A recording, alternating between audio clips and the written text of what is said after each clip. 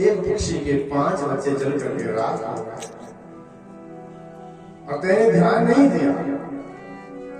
जो मनुष्य जैसा कर्म करता है उसके अनुसार से फल की प्राप्ति होती है। कर्म का फल भोगना पड़ता है देव। द्रौपदी ने कहा, गोविंद ऐसा कौन पापी हो गया हमारे कुल में, ऐसा कौन आतताई हो गया जिसने मेरे बच्चों को इस अवस्था में मार दिया। भगवान बोले, आपके गुरु जी का पुत्र है, दुर्योधन के कहने पर सब किया है। महाराज भगवान ने समझाया द्रौपदी को। अर्जुन ने सुना कि गुरु द्रोण के पुत्र ने सब कार्य किया है। भगवान जी रथ पर बैठे, अर्जुन रथ पर बैठा और अश्वत्थामा को रस्सियों से बांध करके लाए हैं और ला करके द्रौपदी के सामने छोड़ दिया। लीजिए। भगवान बोले, द्रौपदी यही है वो जिसने तेरे 5 बच्चों को मारा है, मार इसे। और द्रौपदी जी ने जो कहा, द्रौपदी ने कहा, गोविंद क्या कह रहे हो, क्या हम इतने नीच हैं? हम कितने गिरे हुए हैं कि हम एक ब्राह्मण की हत्या अपने हाथों से कर देंगे?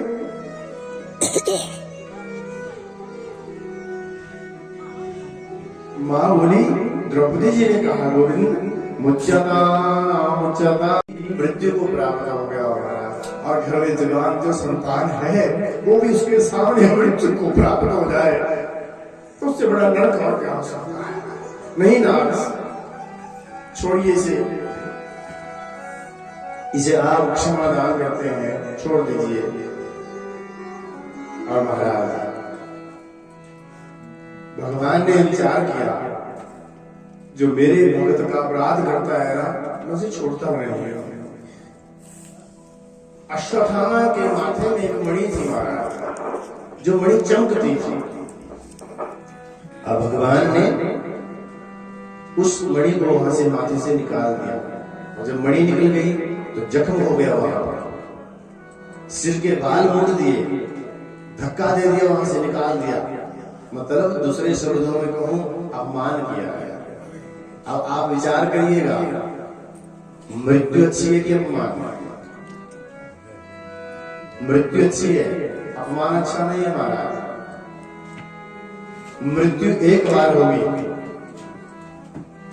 और अपमान व्यक्ति को हर क्षण मारता रहता है, हर क्षण जलाता रहता है। धक्का दिया, वहां से निकाल दिया अश्वत्थामा को। अश्वत्थामा ने देखा मेरा अपमान किया। संतान बीजं कुरु पांडवाना, एक भी नहीं छोड़ूंगा, इनके वंश में कोई बचा तो नहीं। क्या देखा अश्वत्थामा ने? अभिमन्यु की पत्नी है, अर्जुन की पुत्र वधू, जिसका नाम है उत्तरा, वो गर्भवती है महाराज। अभिमन्यु की मृत्यु हो चुकी है, पत्नी गर्भवती है और वो बाल विधवा। जैसे अश्वत्थामा ने ब्रह्मास्त्र का संधान किया उत्तरा के गर्भ के ऊपर, तो उत्तरा को कष्ट हुआ महाराज, और उत्तरा ने भगवान से प्रार्थना लगाई, पाहि पाहि महायोगिं देव देव जगत्पते, नान्यं तद्भयं पश्येत् यत्र मृत्यु परस्परम्। वो बाल विधवा श्वेत वस्त्र पहने हुए भगवान से पुकार कर रही है, पाहि पाहि महायोगी, हे योगियों के योगी, मैं तेरे शरण में आई हूं। मेरे गर्भ पर पीड़ा हो रही है, मुझे कष्ट हो रहा है। तुरंत भगवान सामने आए और उत्तरा जी के सामने, और उत्तरा को अपने गले लगाया। भगवान ने कहा, बेटा क्या हुआ है, क्यों रो रही है? और उत्तरा ने जो कहा, उत्तरा ने कहा, गोविंद पांडव वंश का अंश मेरी कोख में पल रहा है, मेरे पति की मृत्यु हो चुकी है और पांडवों का कोई भी अंश आगे जाने वाला नहीं है। एक अंश है वो मेरी कोख में पल रहा है और अभी वो जल रहा है, मुझे पीड़ा हो रही है, मुझे कष्ट हो रहा है। कामम दहतो मानात् मामे गर्भो निपात्यता। बस एक अंश है जो मेरी कोख में पल रहा है, जो पांडवों का वंश आगे बढ़ाने वाला है गोविंद। और ये जो मेरी कोख में जो अंश पल रहा है ना, ये तुम्हारा भक्त है।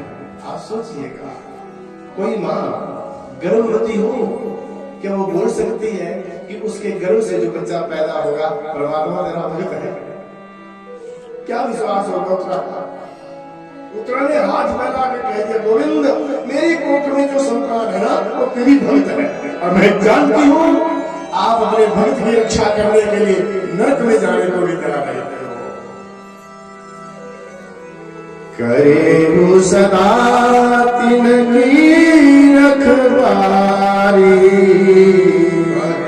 सदा तिनकी रखवारी, जिमी बालक पालई मैं तारी, जिमी बालक पालई मैं तारी।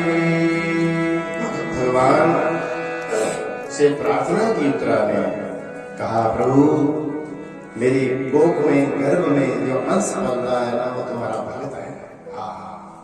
और मेरे प्रभु ने सूक्ष्म योग बनाया,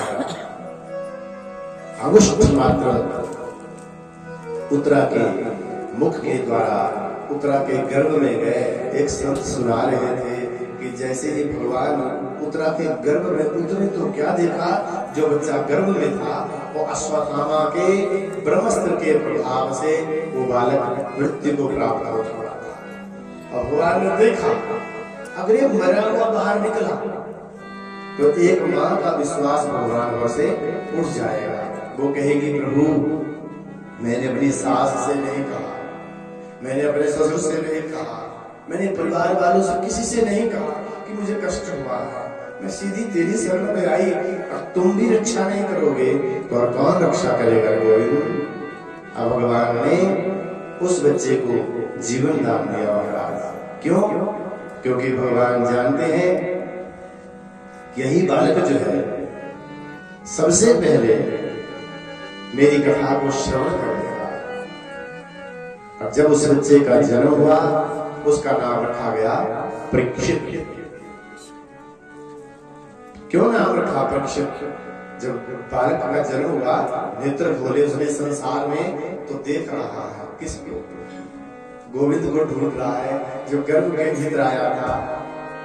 वो कौन सा है? सबकी परीक्षा कर रहा है। और भगवान ने कहा उसका नाम है परीक्षित। बोलिए श्री परीक्षित जी महाराज की। सूत जी महाराज कहते ऋषियों, अब विदा लेनी है प्रभु ने। कृष्ण जी का एक नियम था, जितने दिन भगवान हस्तिनापुर में रहे ना, भगवान रोज बता क्या करते थे? सुबह उठना और बुआ जी के कक्ष में जाना। भगवान भगत को दर्शन देने जा रहा है रोज। इतना भजन है कुंती मैया जी के जीवन में कि परमात्मा को दर्शन देने जाना पड़ता है रोज।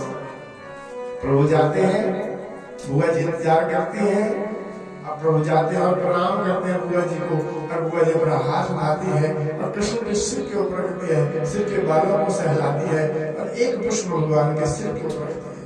माँ जानती है कि परमात्मा है, लेकिन माँ ने कहा नहीं करते कुछ। और आज भक्त और भगवान का अंतिम मिलन था। आज के उपरांत कुंती बुआ कृष्ण भगवान कभी नहीं मिलेंगे। भगवान आए और आकर के माँ कुंती तैयार है कि मेरे गोविंद आएंगे। जैसे आए प्रभु का सौंदर्य देखा और आते ही माँ कुंती दोनों घुटनों के बल भगवान के सामने प्रणाम कर रहे हैं। भगवान नीचे झुके, भगवान बोले बुआ। अब बुआ जी ने जो नजर दी मेरे प्रभु की तरफ, अब भगवान ने भी नजर दी बुआ जी की तरफ। भगत भगवान को पहचान रहा है। भगवान ने कहा बुआ क्या कर रही है, मुझे क्यों प्रणाम कर रही हो? तो कुंती बुआ कहती है कृष्ण मैं तेरी ऋणी हूं रे, मैं तेरी ऋणी हूं, मैं क्यों ना तुझे प्रणाम करूं? भगवान बोले बुआ क्यों प्रणाम कर रही हो? तो बुआ कहती है कृष्ण मेरे ऊपर तेरे ऋण है कि एक जन्म तो क्या हजारों जन्म भी ले लो ना तो मैं तेरे ऋण से पूर्ण नहीं हो सकती कृष्ण, मैं तुझे क्यों ना प्रणाम करूं? भगवान ने कहा बुआ मैंने ऐसा क्या कर दिया, क्यों प्रणाम कर रही हो? तो कुंती बुआ ने कहा कृष्ण जिस समय मेरे पति की मृत्यु हुई ना, जिन परिवार वालों के ऊपर मुझे बड़ा गर्व था, बड़ा अभिमान था कि मेरे सब परे है, कोई नहीं आया मेरी सहायता करने के लिए। कृष्ण तू अपनी द्वारका को छोड़ के चलाया, तू अपने सारे सुख चैन को छोड़ के चलाया और मैंने अपना जो सर था वो तेरे कंधे के ऊपर रख दिया। कृष्ण जब किसी ने मुझे सहारा नहीं दिया तो तेने मुझे सहारा दिया और तू मुझे कहता है कि क्यों प्रणाम कर रही हो? क्यों ना मैं प्रणाम करूं तुझे, मैं तेरी ऋणी हूं। कृष्ण मैं तुझे क्यों ना प्रणाम करूं? दुर्योधन ने कौन सी कसर छोड़ी? दुर्योधन ने कौन सी कमी रखी मेरे बच्चों को मारने में?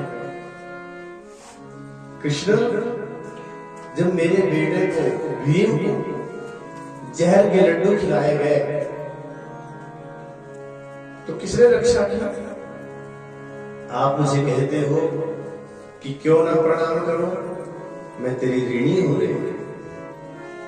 कृष्ण एक बात कहूं कि हजार कहूं, मुझे सब बातें याद रहती। कृष्ण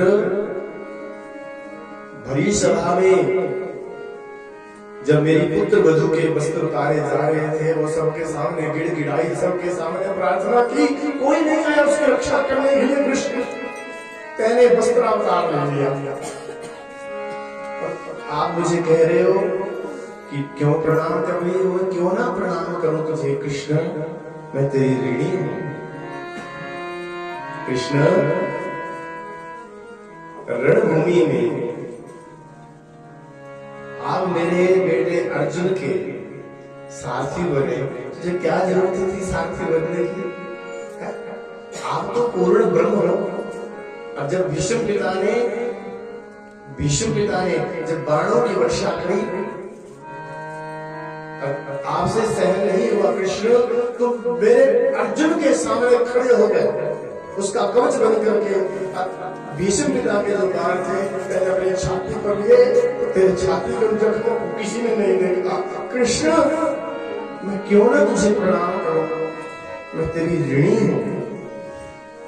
कृष्ण लाक्षागृह के बीच में जब हमें जलाने का प्रयास किया गया, मारने का प्रयास किया गया,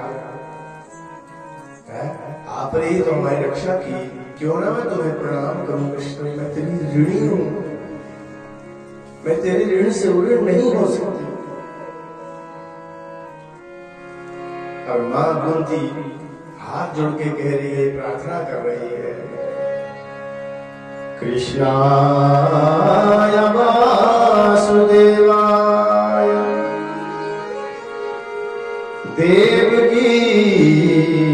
नंदनाय च नंदगोपकुमाराय गोविंदाय नमो